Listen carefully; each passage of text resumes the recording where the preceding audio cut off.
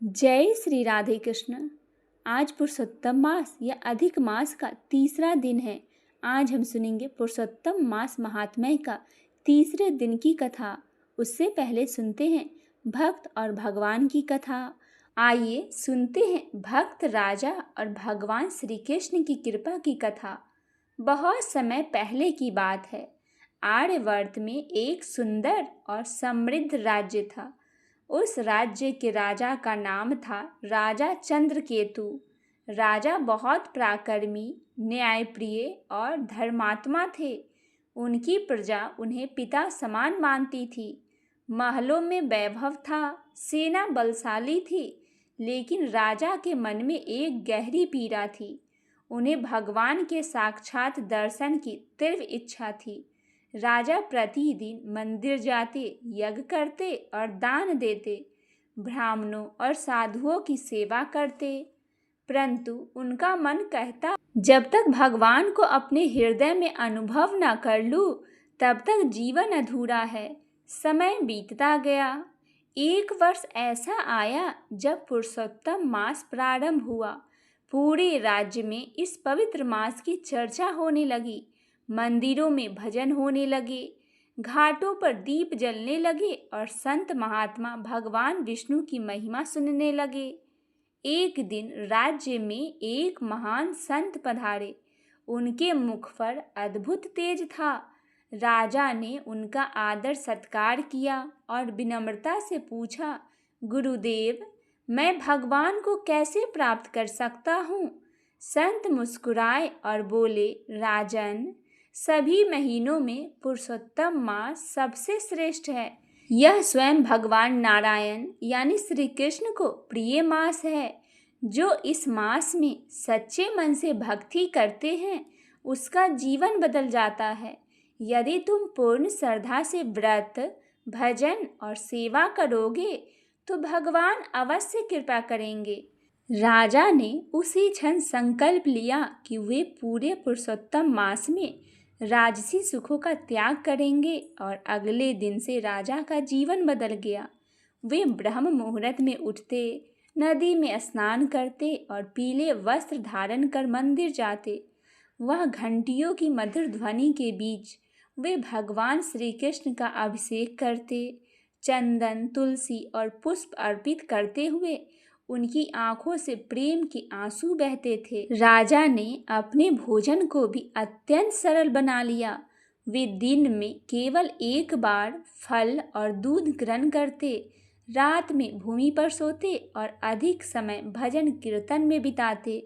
धीरे धीरे पूरे राज्य में भक्ति की लहर फैल गई। प्रजा भी राजा को देखकर पुरुषोत्तम मास का व्रत करने लगे।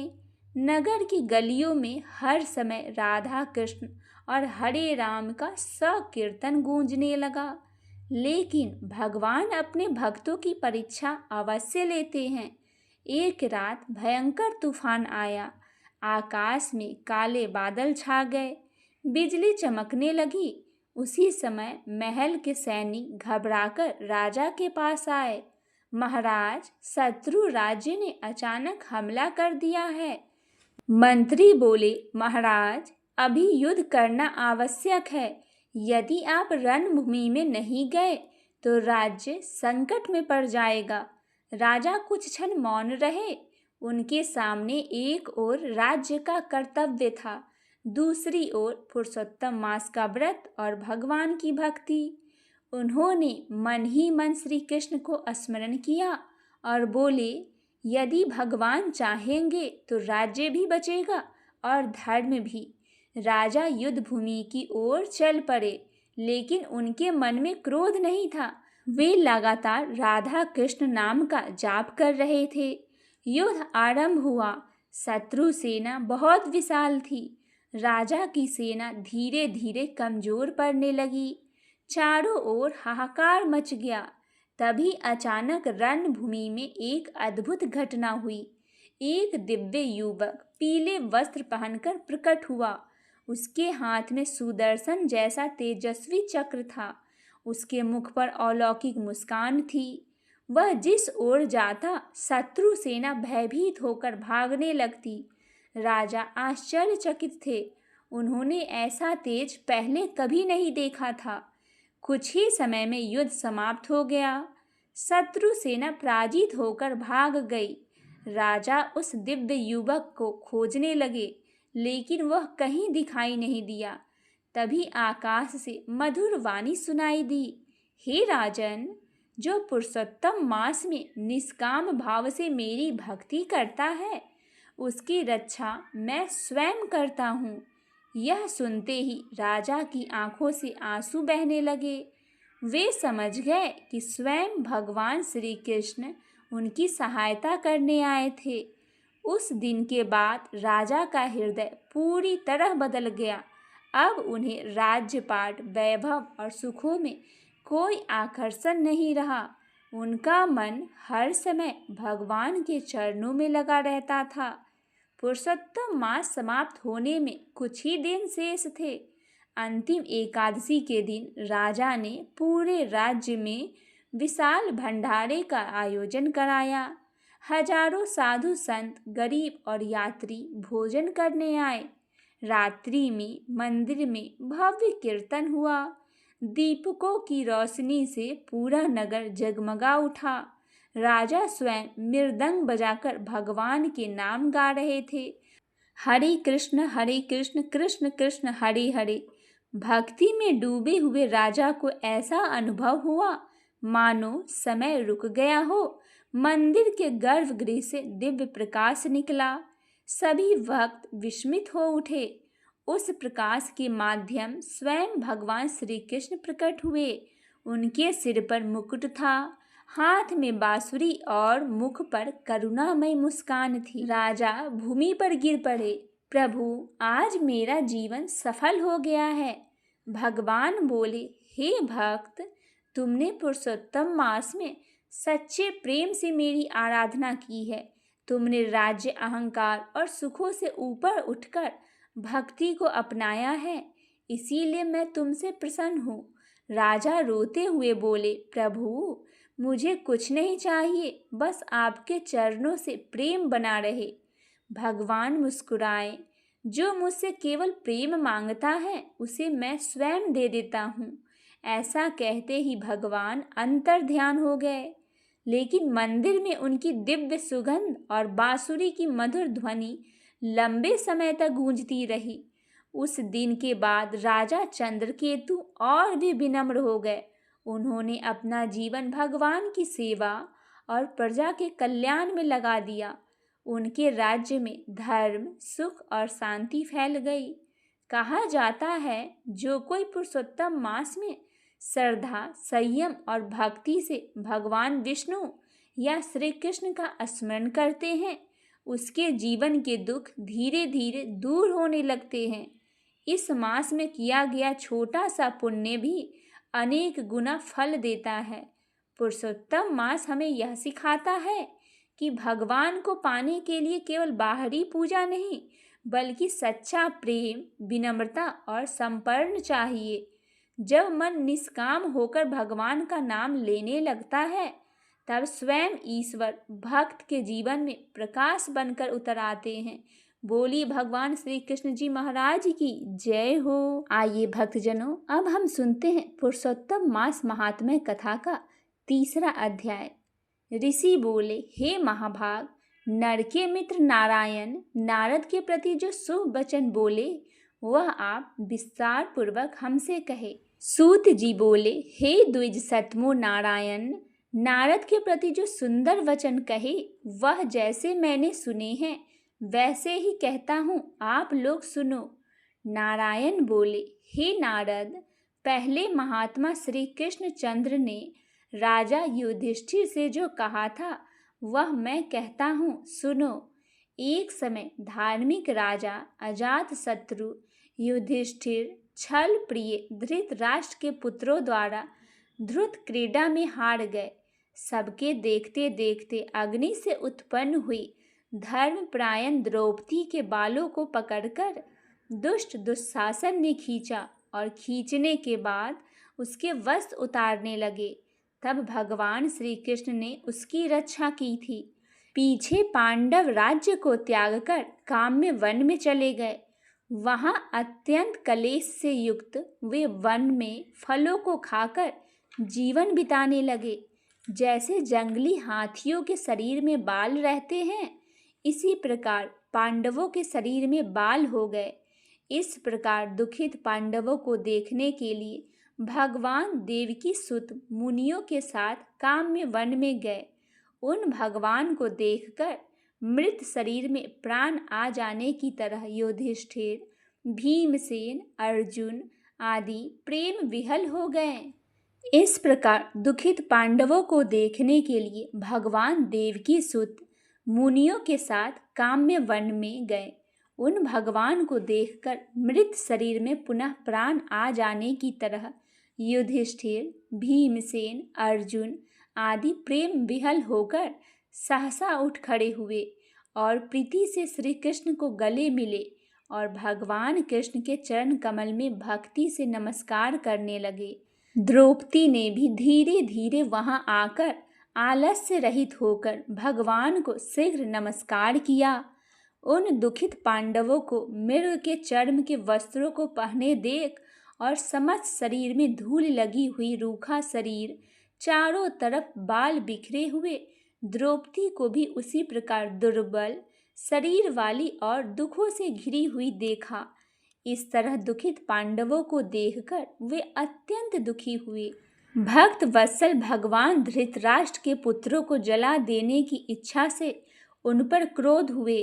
विश्व के आत्मा, बाहों को चढ़ा गुरेर और देखने वाले, करोड़ों काल के कराल, मुख की तरह मुख वाली, धधकती हुई प्रलय की अग्नि के समान उठे हुए ओठों के दांत के नीचे जोर से दबाकर तीनों लोकों को जला देने की तरह ऐसे उद्धत हुए जैसे श्री सीता के वियोग से संतप्त भगवान रामचंद्र को रावण पर जैसा क्रोध आया था। उस प्रकार से क्रोध में भगवान को देखकर कांपते हुए अर्जुन कृष्ण को प्रसन्न करने के लिए उस प्रकार क्रोध से भगवान को कांपते हुए देखकर अर्जुन कृष्ण को प्रसन्न करने के लिए द्रौपदी, धर्मराज और लोगों से भी अनुमति होकर शीघ्र ही हाथ जोड़कर उनकी स्तुति करने लगे। अर्जुन बोले, हे कृष्ण, हे जगत के नाथ, हे नाथ, मैं जगत के बाहर नहीं हूँ, आप ही जगत की रक्षा करने वाले हैं।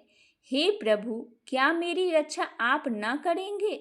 जिनके नेत्र को देखने से ही ब्रह्म का पतन हो जाता है, उनके क्रोध करने से क्या नहीं हो सकता, यह कौन नहीं जानता कि क्या होगा। हे संहार करने वाले, क्रोध का संहार कीजिए। हे तात, हे जगत पिता, आप ऐसे महापुरुषों को क्रोध से संसार का प्रलय हो जाएगा। संपूर्ण तत्व को जानने वाले और सर्व वस्तुओं के कारण, वेद और वेदांग के बीज आप साक्षात श्री कृष्ण हैं। मैं आपकी वंदना करता हूँ। आप ईश्वर है। इस चराचर काल में संसार को आपने उत्पन्न किया है। सर्व मंगल के मांगल और संतान के बीज रूप है। इसीलिए एक के अपराध से अपने बनाए समस्त विश्व को आप नाश कैसे कर सकते हैं? कौन भला ऐसा होने देगा जो मच्छरों को जलाने के लिए अपने घर को जला देता है? श्री नारायण बोले, दूसरों की वीरता का मर्दन करने वाले अर्जुन भगवान से इस प्रकार निवेदन कर प्रणाम किया। सूत जी बोले, श्री कृष्ण ने अपने क्रोध को शांत किया और स्वयं भी चंद्रमा की तरह शांत हो गए। इस प्रकार भगवान को शांत देखकर पांडव स्वस्थ हुए और प्रेम से प्रसन्न मुख एवं प्रेम विहल हो सबने भगवान को प्रणाम किया और जंगली कंद मूल फल आदि से उनकी पूजा की। तब शरण में जाने योग्य भक्तों के ऊपर कृपा करने वाले श्री कृष्ण को प्रसन्न जान विशेष प्रेम से भरे हुए नम्र वचन में अर्जुन ने बारंबार भगवान को नमस्कार किया और जो प्रश्न हमने आपसे किया वही प्रश्न उन्होंने श्री कृष्ण से किया। इस प्रकार अर्जुन का प्रश्न सुनकर श्री कृष्ण क्षण मात्र मन से सोचकर अपने सुहृद पांडवों को व्रत को धारण की हुई द्रौपदी को आश्वासन देते हुए वक्ताओं में श्रेष्ठ श्री कृष्ण पांडवों से हितकर वचन बोले। श्री कृष्ण बोले, हे राजन, हे महाभाग, अब मेरा वचन सुनो। आपने यह प्रश्न अपूर्व किया है। आपको उत्तर देने में मुझे उत्साह नहीं हो रहा। इस प्रश्न का उत्तर गुप्त से भी गुप्त है, ऋषियों को भी नहीं विदित है। फिर भी हे अर्जुन, मित्र के नाते अथवा तुम हमारे भक्त हो, इस कारण से हम कहते हैं, हे सुव्रत, वह जो उत्तर है वह अति उग्र है, अतः कर्म से सुनो। चैत्र आदि जो 12 मास निमेष महीने के दोनों पक्ष, घड़ियां, प्रहर, त्रिपहर, 6 ऋतुएं, मुहूर्त, दक्षिणायन और उत्तरायण, वर्ष चारों युग, इसी प्रकार प्रार्थ तक जो काल है, यह सब और नदी, समुद्र, तालाब, कुएं, बावली, गड्ढियाँ, सोते, लता, औषधियाँ, वृक्ष, बांस आदि पेड़, वन की औषधियाँ, नगर, गांव, पर्वत, पूरियाँ, ये सब मूर्ति वाले हैं और अपने गुणों से पूजे जाते हैं। इनमें ऐसा कोई अपूर्व व्यक्ति नहीं है जो अपने अधिष्ठात्र देवता के बिना रहता हो। अपने अपने अधिकार में पूजे जाने वाले ये सभी फल को देने वाले हैं। अपने अपने अधिष्ठात्र देवता के योग्य महात्म्य से ये सब सौभाग्यवान हैं। हे पांडुनंदन, एक समय अधिक मास उत्पन्न हुआ। उस उत्पन्न हुए असहाय नंदित मास को सब लोग बोले कि यह मलमास सूर्य की संक्रांति से रहित है, अतः पूजने योग्य नहीं है। यह मास मल रूप होने से छूने योग्य नहीं है और शुभ कर्मों से आग्रह है। इस प्रकार के वचन को लोगों ने मुख से सुनकर यह मास निरोध प्रभार रहित दुख से घिरा हुआ अति खीनमान चिंता से ही ग्रस्तमान होकर व्यथित होकर मरणासन की तरह हो गया। फिर वह धैर्य धारण कर मेरी शरण में आया। हे नर, बैकुंठ भवन में जहाँ मैं रहता हूँ वहाँ पहुँचा और मेरे घर में आकर मुझे परम पुरुषोत्तम को इसने देखा।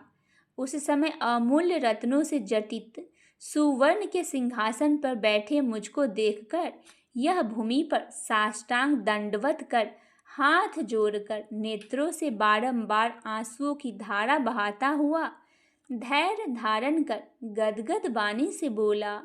सूत जी बोले, इस प्रकार महामुनि बद्रीनाथ कथा कहकर चुप हो गए।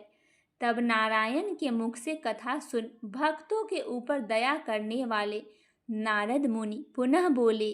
नारद बोले, इस प्रकार अपने पूर्ण कला से विराजमान भगवान विष्णु के निर्मल भवन में जाकर भक्ति द्वारा मिलने वाले जगत के पापों को दूर करने वाले, योगियों को भी शीघ्र न मिलने वाले, जगत को अभय दान देने वाले ब्रह्म रूप मुकुंद जहाँ पर थे उनके चरण कमलों की शरण में आया हुआ अधिक मास क्या बोला। इस प्रकार पुरुषोत्तम मास या अधिक मास के 3 अध्याय की कथा यहीं पे समाप्त होता है। इसके आगे की कथा हम कल के वीडियो में सुनेंगे। अगर अभी तक आपने इससे पहले की कथा नहीं सुनी है तो चैनल पे जाके पुरुषोत्तम मास के सभी अध्याय की कथा आप अवश्य ही सुने।